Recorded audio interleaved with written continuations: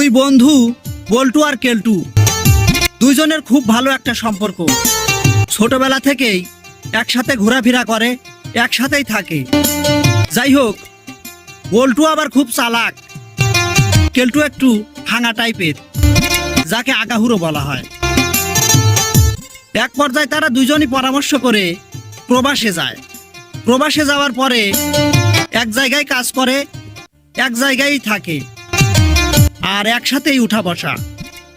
যাই হোক, বিদেশে গিয়েও ওই বল্টু শুধু কেলটুকে ঠকায় আর সান্ত্বনা দেয়। বন্ধু কেলটু, বিদেশে তো বন্ধুই বন্ধুকে দেখবে, এটাই স্বাভাবিক। এখানে আত্মীয় স্বজন, এলাকাবাসী কেউ থাকে না। এখানে তোমার আপদে বিপদে ভালো মন্দ খোঁজ খবর নেব আমি, অতএব তুমি কিছু মনে করো না। এক পর্যায়ে ঠকতে ঠকতে কেলটু বল্টুকে বলে, বন্ধু বল্টু, তুমি শুধু সব জায়গায় তো ঠকাও। যাই হোক, বিদেশে তো বন্ধুই বন্ধুর গোয়া মারে আর বন্ধুই বন্ধুর ক্ষতি করে, এটাই স্বাভাবিক।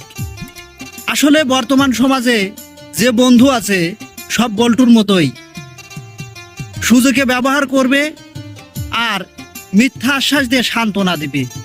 বর্তমানে যে বন্ধু পাওয়া যায় তা বন্ধু নয়, সব বন্ধু নামের বন্ধু। আমি পারি না, আর পারি না, আমি কেন মরি না? আজরাইল কি চিনে না?